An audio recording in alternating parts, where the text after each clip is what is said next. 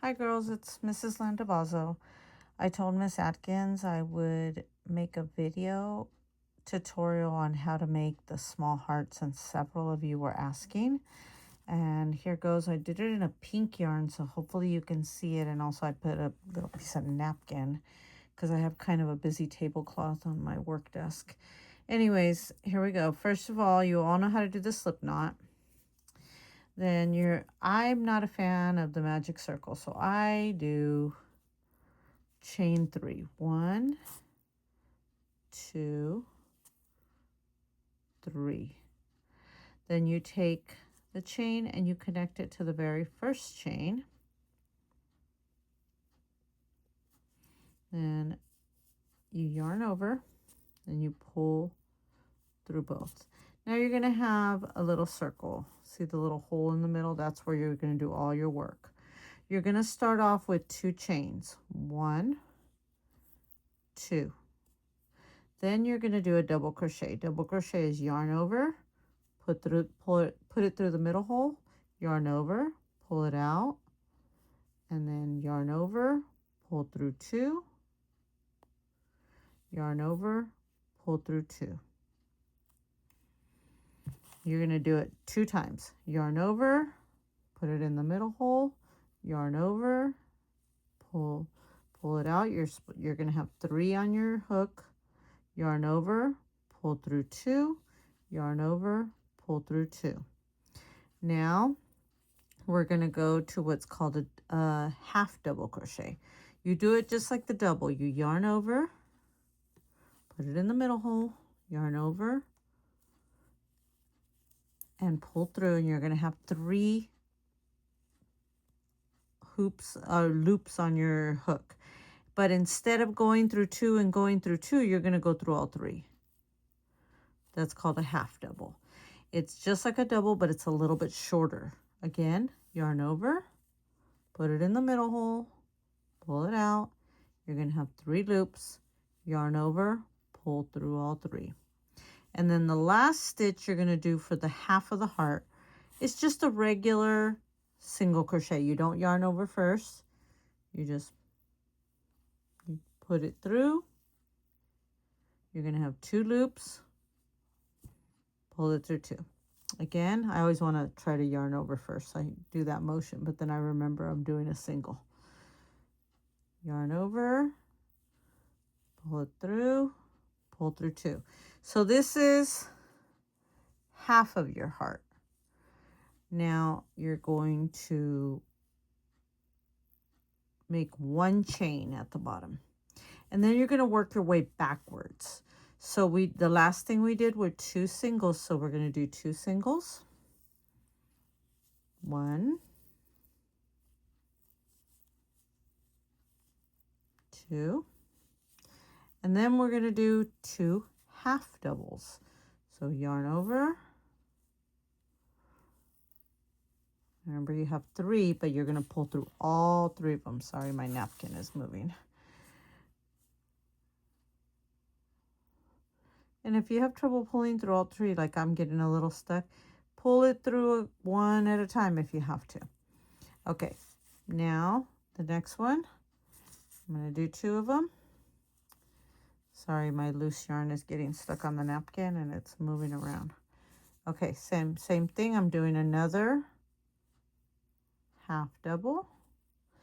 And then the last thing, I'm going to do 2 doubles. Yarn over, put it in the middle hole. Yarn over, pull through 2, yarn over, pull through 2. 1 more. So I'm going to go yarn over, put it in the middle hole,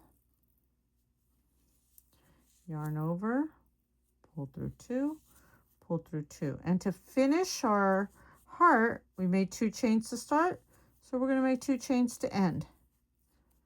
And then you're going to stick those 2 chains in. You're going to go in, pull it out, and this is called a slip stitch. You're just going to go right into the last one there.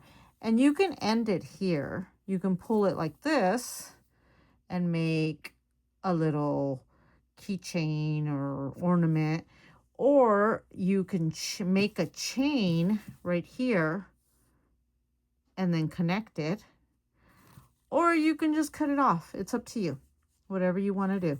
I'm just going to go ahead and leave a little bit of string on this one, and then I'll cut it off. And what you can do so the string doesn't come loose is tie it to the original string at the beginning. So what I'm going to do is I'm going to pull it tight to close up the hole a little bit. And then you're going to put a knot there. So 1, and then don't let this close up. And then 1 more knot.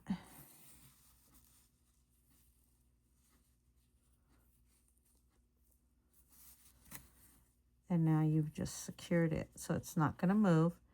And you can cut both of these strings. You can sew them in if you cut it a little bit longer. Let me get my scissors. There we go. I'm going to cut it with a little bit of length. And then you can always sew the ends in. If you sew the ends in, you secure it a little better, because if you cut it right at the knot, it might come undone. What I do sometimes if I have to cut it right at the knot is I put a little bit of glue. You can even put like your white school glue on it, just anything that'll keep it from coming apart. I have these special needles like this that help me with the yarn. You just open them up. I love these needles. They're not too expensive. If you ask your mom, maybe they'll buy them, or mom's or your dad's. Go ahead and put it in underneath a little bit and pull it out. Sometimes it's a little tight. And then do the other side. Same thing. Put it on your needle. And then put it through, maybe through the other side. It doesn't really matter where, as long as you can't see it in the end. Go like that. Just to give it a little more security that it's not going to come apart. And pull them tight. And now you can cut off the excess string. So cut it as close as you can to where you pulled it out. Try not to cut your work. Put it here and here. And now you made yourself a little ornament. It does have a little hole because I didn't do a magic circle, but I kind of like the way it looks. And now you have your little heart. Or if you don't want to have a string on it, you could have just tied it right here and cut everything off, or you could have made a chain right here and connected it. I kind of like how the string looks. So that's basically, and some people were saying if they could stuff it. You can make 2 of them. Then you have to sew them together, leave a little hole at the top, stuff it, and then sew it shut. The only thing is that people were asking if they could make them a little bigger. To make them bigger, you need thicker yarn and a fatter needle. I notice a lot of you use a very skinny needle, and that might be part of the problem that you're having because it makes your stitches very tight. I always use an eye hook, which I think it's, oh yeah, here it is. Eye hook 5.25. That's just my preferred hook. I always use this hook with most yarns that I use.